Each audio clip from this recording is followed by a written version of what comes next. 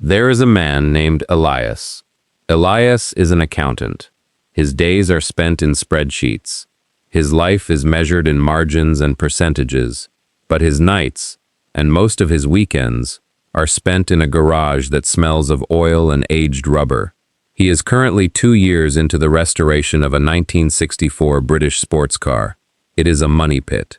It is a time sink. By any measure of efficiency, it is a ruinous endeavor. But Elias is not looking for efficiency. Elias is looking for something that is almost impossible to find in the modern world.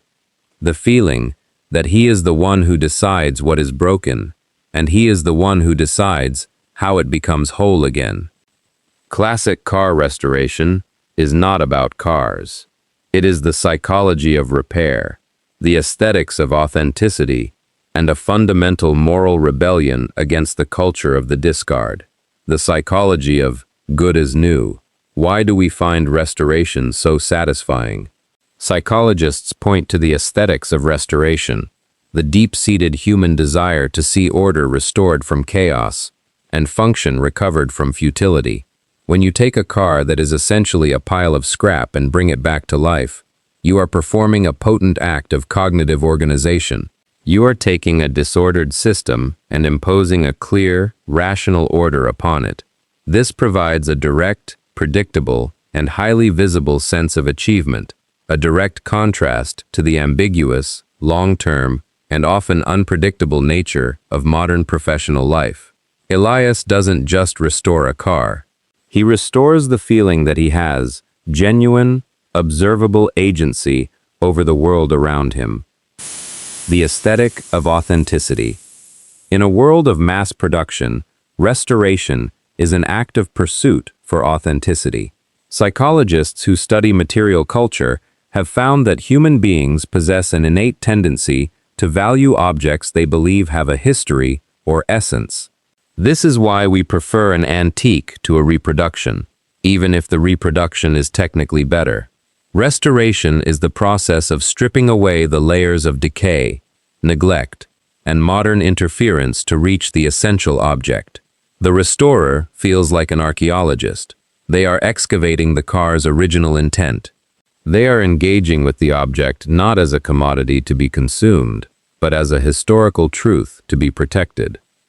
Repair as a moral act. There is an emerging field of study on the psychology of sustainability. It argues that the act of repair is not just practical, it is moral. Repairing a classic car is a profound rejection of the take-make-waste industrial model. Every part cleaned and reused is a part that did not need to be manufactured. Every panel beaten back into shape is a rejection of the need for a new one. For the restorer, this is a deep source of psychological alignment. They are acting in accordance with a belief that things should be valued, maintained, and cherished. They are behaving as stewards of the material world, rather than consumers of it. The flow state and cognitive decluttering. Restoration induces a classic flow state. Psychologist Mihai Csikszentmihalyi defined flow as a state of complete immersion in an activity, where time passes differently, self-consciousness vanishes, and the skill-to-challenge ratio is perfectly balanced. Restoration is almost designed for flow. It is highly complex but fundamentally logical.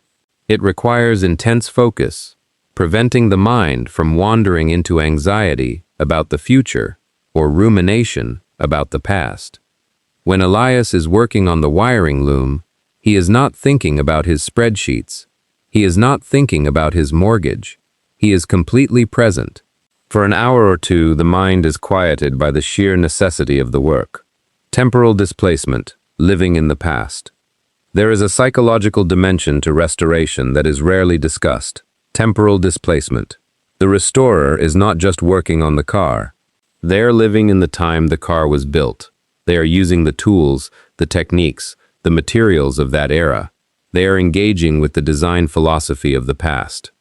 For people who find the modern world alienating, noisy, or excessively digitized, the garage becomes a time machine. It allows them to live, for a few hours a week, in a world that is physical, mechanical, and tactile. It is a controlled escape from the contemporary, the community of shared struggle. Finally, there is the psychology of shared struggle. Restoration can be a profoundly lonely activity, hours spent alone in a garage, but it is anchored in a massive global community of knowledge, practice, and mutual support. The restorer is part of a tradition. They are participating in a conversation that has been going on for decades about how to save these cars. This provides a sense of belonging to something much larger than oneself. The restorer is not alone. They are a link in a chain of people who have dedicated their lives to the same goal. We call it a hobby. We call it a project. We call it an obsession. But the psychology of the restorer tells a different story. It is a story about the need to create something authentic in an era of mass-produced noise, about the need to repair something tangible in a world that is falling apart, about the need to know that, even if everything else is outside of your control, there is one thing you can make right again. Elias doesn't just restore the car. He restores the feeling that he has a place in the world. What do you think is the real reason people spend thousands of hours bringing classic cars back to life? Is it the car itself, or is it what the car does to the mind?